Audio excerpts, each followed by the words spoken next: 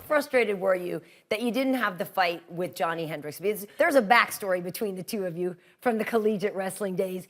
There's a fish hook and a biting incident. Can you break it down for us? Well, what happened was, and Johnny's going to tell you a different story because his amnesia kicks in at times. Welcome to Omaha, Nebraska. We are at the Quest Center in Omaha for the 2005 Big 12 Wrestling Championships.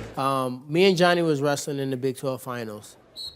Big 12 Finals is almost more important than being an All-American itself. So it's a big deal to be the conference champ.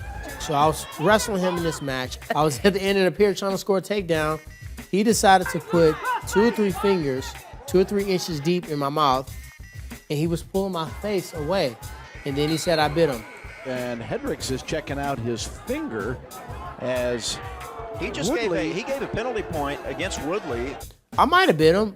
Thinking in my mind right now, if you put fingers in my mouth, I'm going to bite you. I might punch you in the face. They just gave him a point. That point changed the match. And, you know, it cost me the Big 12 title. So from that point on, I've been wanting to punch Johny Hendricks in the face so bad. You know, it changed the seating, and he won an NCAA title. And I was like, that was my path to the NCAA gold. Curious how you felt, though, because the fight got canceled literally hours before weigh-ins. Let's talk about some breaking news right off the top. Johny Hendricks had complications with his weight cut last night. Unfortunately, he is out of tomorrow night's co-main event against Tyron Woodley. Was that frustrating, especially since you've been wanting to punch this guy for so long?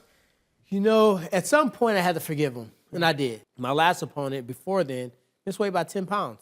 I'm like, do I have this magical spell while making these guys go to KFC? I'm making you go to KFC and you can't resist it. Let me go to Wingstop and grab a 12-piece. So I didn't understand how as a professional athlete you don't make their weight. It's not a bingo where they dig in like, oh, today it's 181. It's 170, 171 every single time. I mean, I walk around 200 pounds. I'm not a light welterweight, but for me to make it, it's my job, and I did it.